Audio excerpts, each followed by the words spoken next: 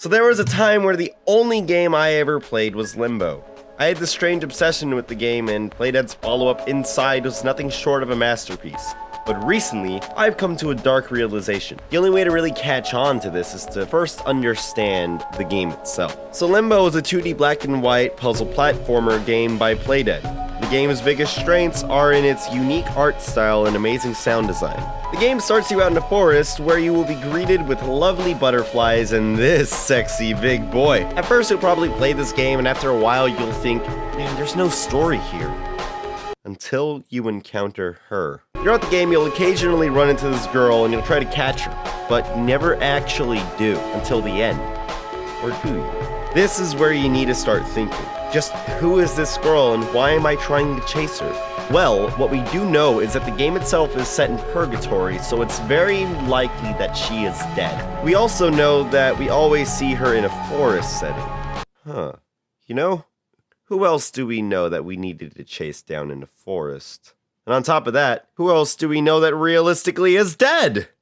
Holy shit, it all makes sense. So in my Sunrider review, I covered the Chigara route the most, and then just kind of skimmed over everything else. I guess I should probably talk about the Sola route now. So the Sola arc in Sunrider is probably one of the strangest storylines I've ever read, and that's saying a lot because I sat through the entire Chigara route. So in the Sola arc, it is discovered that she is literally disappearing from time itself. Every now and then, time will try to literally disintegrate her fucking body! Whenever this happens, she needs to swim in a holy pool of water. In, guess where? That's right, a forest. Not just that, but she is a shrine maiden and lives in a forest. Not just that, but there is a part of the game where you need to chase her through the forest and then proceed to have sex with her. Now I ask you, what do you always do in Limbo? That's right, you chase down a girl in the forest in purgatory. This would also explain why Playdead decided to omit the true ending where the boy proceeds to fuck Sola in the forest. But fear not, the true ending, as well as the true prequel to Limbo, is Sunrider Academy.